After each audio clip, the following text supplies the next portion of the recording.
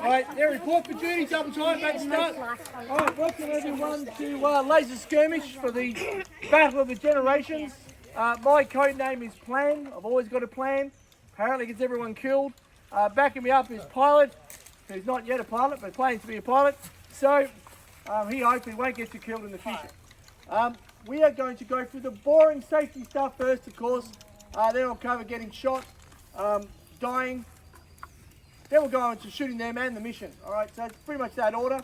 Now, first is safety. Laser Skirmish is a non-contact game. Alright, despite your best instincts, alright, don't actually bash the children. Alright, we just shoot them. It's a shooting game, not a bashing game. I highly recommend you stay at least 1 metre apart from everyone else playing. It is super easy to swing the gaming gun around and run it into your friend's head while engaging the opposition. Right? I have to say, bunching up has not worked since Napoleon lost at Waterloo. That's how long ago. So if you want to get 5 players behind 1 tree, right? Yes, you're way out of date tactically because, as you might have noticed, everyone's firing fully automatic. You need to disperse a bit, okay? Spread out. The biggest safety risk, however, by far, is falling over. We are going up into the bush. This bush, being bush, is not a cleared running track. I recommend you watch where you're going all the time. If you belt around, you're not watching where you're going, you will go for a big tumble. Right? There is plenty of roots, there are plenty of branches down, and it's plenty of uneven ground and rocks. Take due care and attention. That is my best safety tip. Done this, been coming up to 26 years, I can say that is the big risk. Right? So, take care moving around. Sadly, the insurance does not cover snipers in trees or on top of buildings. Yep, I'd love to be a sniper on the top of a tree, I assure you, but it's not happening. We are staying on the ground. The battlefield boundaries. Off to my left, you'll get to the creek. That's a boundary, don't cross it. You drive across it over that bridge, goes all the way that way till it gets to a fence. The fence is the end of the scout camp. Do not cross the fence. You're leaving the campsite. Alright, so that's this way.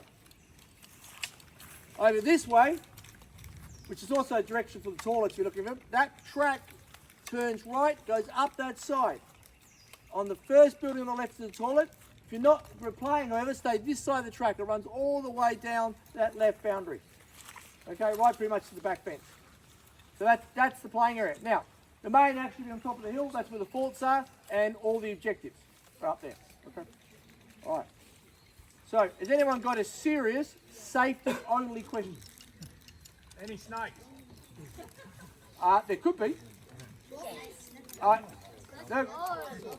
I was up there, I didn't see them, but hey, it's Australian bush. That's where they live. Too cold for them. Yeah, probably not today, but yeah. All right, I think we're done for safety. Let's cover getting shot. All right, so you've had a bit of practice of this, but I'm going to tell you a bit more about it. All right. So you get hit on your sensors. There's 2 on the head, 1 to the front, 1 to the back. There's also a little dome on top of your gaming gun. And you get hit on that as well. Right? That one you might not have noticed. Okay? If you get hit and it makes that whoosh noise, like a bullet whizzing past your head, you're above half health. When that grunt noise happens, like you're starting to die, that's because you are below half health.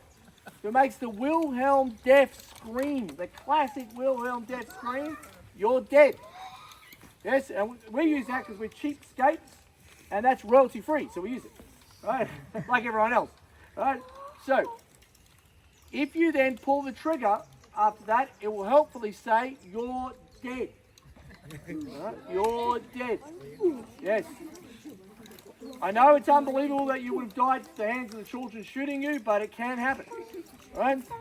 At that point, you go back to your base. Now, the base is where you started the game from. We'll take you there. You go back to it, and in your base will be a grey box, as before. There's 1 for each team. It'll be on the ground near a flag. There'll be purple flags for the bases. Just get there, point your gun or your head sensor straight at the top of the box. You don't have to push any buttons, right? It will bring you back to life. It'll take a few seconds. If it doesn't work, after 10, come and find me. Find Pilot, we'll fix it. Importantly, very importantly, every other box won't bring you back to life. Not the other team's box, not the yellow boxes, no other box. Even if you push the buttons or kick them. Possibly swear at them. None of it works. Just go back to your base and that will work. Okay, so that's how you come back to life. Now, before we get into shooting, let's quickly cover cheating. Yeah, cheating. I think so. Okay. The most important thing, of course, to know about cheating is that on my watch, no one cheats. I've done this since last century. I can guarantee you're over cheaters. I'm not patient. You're going to be out of here real fast. And the cheats are really obvious and easy too, right? Okay? You don't put hands over any of the sensors. Put the sensors under your hat. Put the sensors in your pocket or sit on them. Put blind fire around the corner, but put the hand over the sensor on the top of the gaming gun so you can't get shot there. Just hold it underneath as normal. Don't cover your sensors. All the boxes I've already placed, don't move them. If you move them, we have to pause the game, send out search parties, and find it. No one wants that. Right? Just leave the boxes, even if, and this is actually especially at the farthest. Right? The reason is because I know by the third game you're going to get tired. And you're going to complain that your legs are sore. And it'd be much easier if this medic box was way closer to where you needed it. Yes, it would be a lot easier, right? But that is cheating. Leave it there so we don't have to stop the game. Cool. All right. There's another reason why the fastest cheat, actually, is my experience is that losing to the children is an unacceptable option. So, I'll be particularly watching those guys. All right. Okay, so we've done the cheating. Now let's cover shooting. Right. You need to know a bit of anatomy of your gaming gun. Right at the front, there is a big glass tube which has got a 40mm diameter lens in it. It's right at the front. Know where that is. Because that's where the infrared bullets come out of.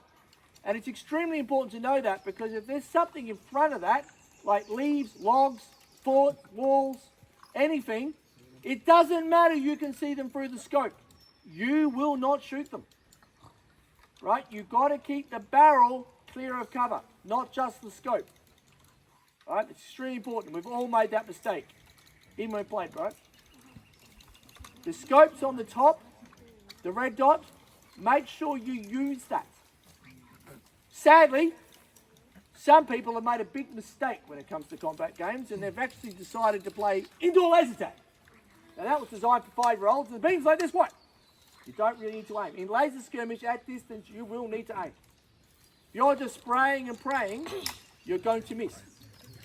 And worse, all that noise and muzzle flash is attracting attention, so they're going to shoot at you. So, aim.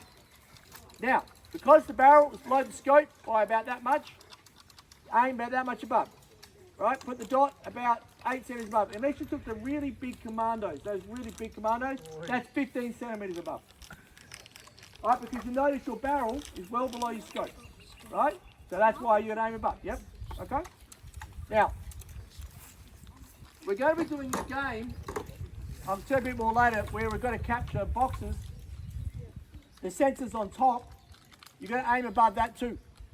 If you aim at right close range, put the dot right on it, you will miss. Okay, so, display. Top left-hand side, H is your health. S, ignore the S, we're not using shields today. Top right-hand side is your ammo and your current magazine. Right, second line's your weapon. Now, you'll be very pleased to know that the parents, dads have only got auto pistols, common ones, and we've armed the children all with miniguns. Very fair, very fair. Yes, that's what we think. So, third line's your stats. H is for hits, K for kills, S is spawns, every time you come back to life. Bottom line's your status bar, which is currently on pause because I paused it. But when you're ready to fire, say ready. If you're dead, it'll say dead. The good news, if you're like me, and can't read that about my glasses, you play everything by the sound effects and only put your glasses on at the end, so read your stats at the end to check it out. But you don't need to check it while you're playing. The buttons, the button on the left, the red one, if you've got it right, is reload ammo, right? When you empty your mag, right? But it will automatically start reloading when you empty your magazine anyway. But sometimes you want to reload early. That's what it's for. The button on the right will change mode from semi-automatic to full automatic and back again. You've got heaps of ammo, so I'd leave it on full auto and blast. Okay? Right. Cool. All right. Now we've got a serious question on shooting. Reload. Left reload. There's some really old ones out there. Okay, good. You're done on shooting. Last question on shooting. The ones I just covered. The red one and the black one. Yeah, okay, good. Right. You might be surprised to know. Now, one last thing on shooting. You probably noticed that friendly fire is off. Right? You can't shoot your own team. So if you're not sure of your opposition or not, shoot them. Right? Okay? Because you can't shoot your own team. Good. Last thing is the mission. We're going to do a game, one of the newer games actually, called Hot Spots is the first game. Hot Spots, yes. There's 3 yellow boxes across the centre of the field, and they are all hot spots. Now, how hot spots work is at random, between about 30 seconds and 90 seconds, the spot becomes active, becomes hot. And when it's hot, the lights are on. The first person to shoot the box, once the light is on, gets a point for their team. Right? And then it goes inactive. There's 3 of them. So, you want to push up, control the hot spots, and shoot it as soon as it turns off, it goes active. We're going to run this twice. We're going to change ends, and then we're going to come back for a drinks break. So, what we'll do now, I suggest you have your last sip of water. We're going to move out in a couple of minutes, everyone. Thanks for listening. Ready to lose? Everyone coming